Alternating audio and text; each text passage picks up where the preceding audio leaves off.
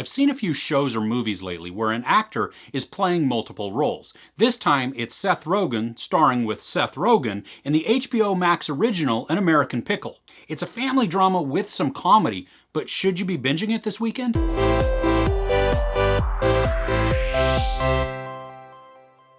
In 1919, Herschel Greenbaum accidentally falls into a vat of pickles, and the brine keeps him perfectly preserved and alive for 100 years, when then he is awakened. It's present day, and he only has one living relative, Ben, and now they have to learn to do life together. Seth Rogen plays both parts of Herschel and Ben, and in this he's pretty grounded. I mean, he doesn't do anything too outrageous. When he does get a little larger than life sometimes, the character actually calls for it. I mean, that scene is when it's needed. It's not just an over-the-top all the time. The fish out of water scenario is a good setup for some of the fun, but I don't think they take full advantage of it. I mean, maybe that's because if they were to do that, it would just seem like a rehash of a lot of the things that we've already seen, which then makes it tired and boring and also annoying. But I do think there were a couple of times where they could have maybe expanded on it just a little bit to elicit more laughs than what the chuckle that I gave. Rogen does a good job, but especially in his character of Herschel.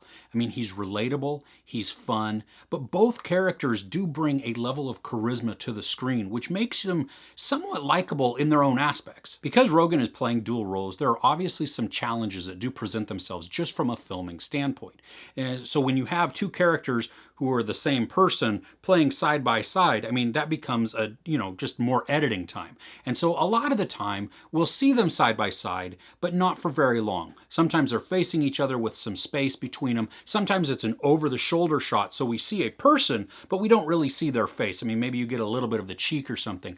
And I really would have liked them to spend more time putting the characters closer together, face to face. Now, I understand that that costs more money because it's more editing, it's more shooting, all of that, but it's really good when we can watch it convincingly done. I think of the show with Mark Ruffalo, I know this much is true. They spent so much time with the characters in close proximity and even fighting or wrestling at times, and it pulled off so convincingly. So it can be done, and maybe it was just a time or maybe it was a money thing, and it didn't really hurt the film. I just would have wished from a personal standpoint, when you have two characters played by the same actor, it's great to see them both in the frame together, because then it does give this sense of realness and just a kind of like, oh, it messes with my mind a little bit. I like that the film pokes at the mainstream.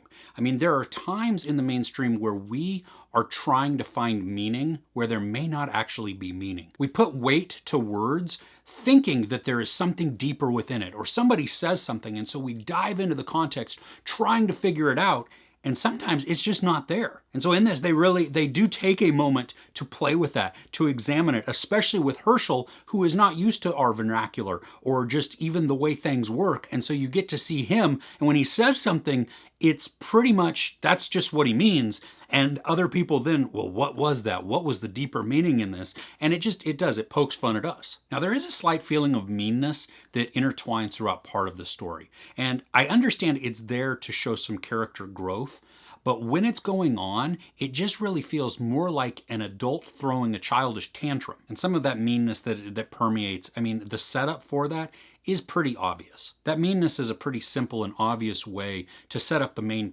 point of tension within the film. You know how the film is going to use it, how it's going to shape the narrative, and what the eventual outcome is going to be. So there's not really anything surprising in this movie, but that's not to say that because it's predictable, it's bad. I mean, think about most romantic comedies. They follow the exact same formula. And when it's done well, it's done well. And when it's done not well, it sucks. And I think in An American Pickle, it does work because we get to see growth from the characters. I think had they just followed through with the meanness and we just don't see any character growth, that they all become static, or remain static rather, then it's just a dud. It's just, why am I watching this? I don't want to, I live through reality. I don't need to see that. But when they show the growth, it works. I also like the overall theme of family within this. I mean, it works to build on the film. And that's what also works with the growth.